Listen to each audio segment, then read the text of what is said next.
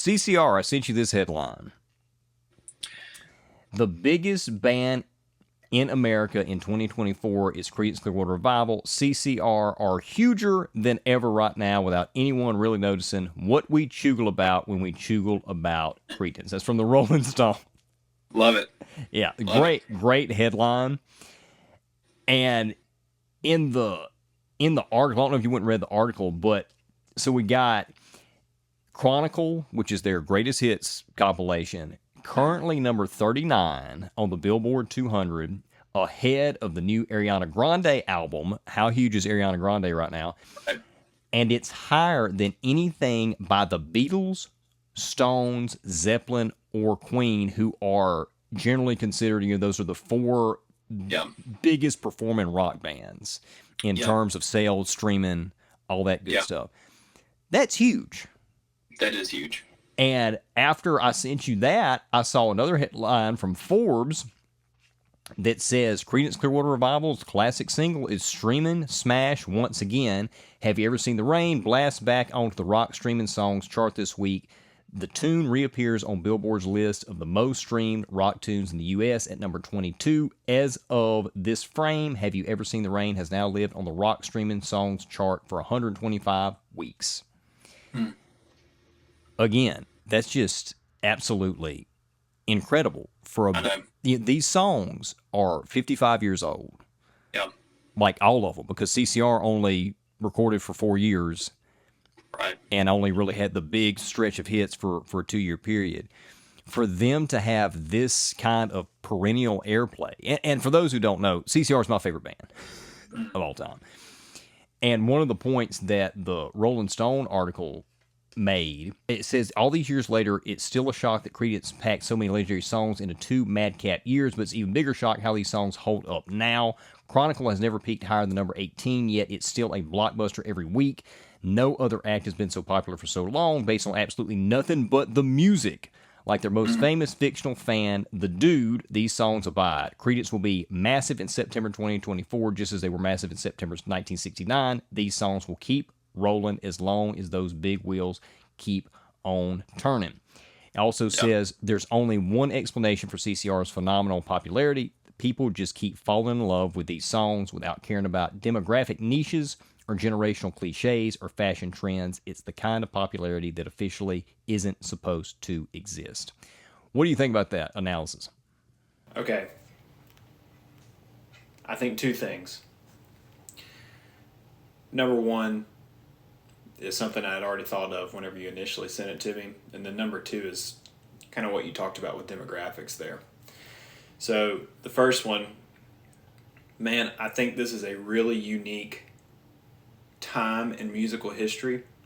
You and I have always talked about how styles are cyclical.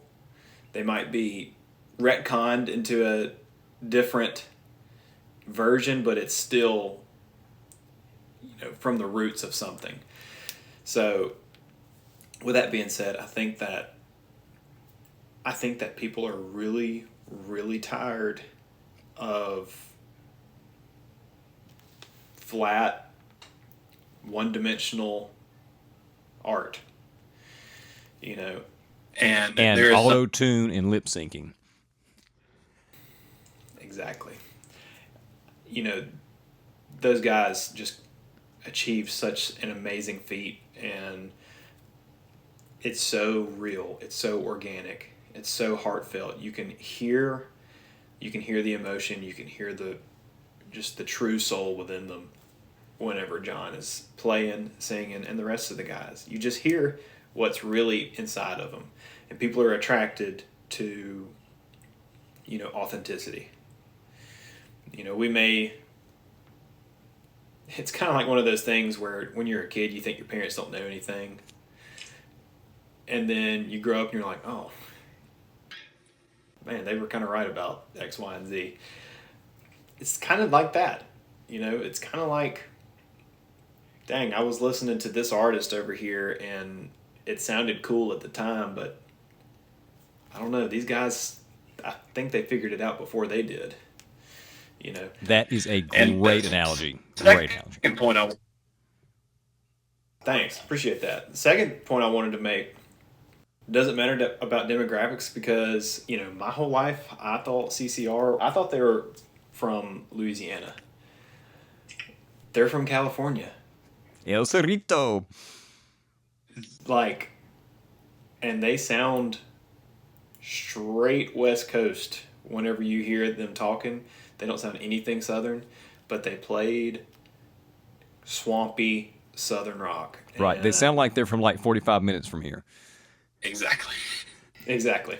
They sound like they are swimming in the etouffee. 100%. And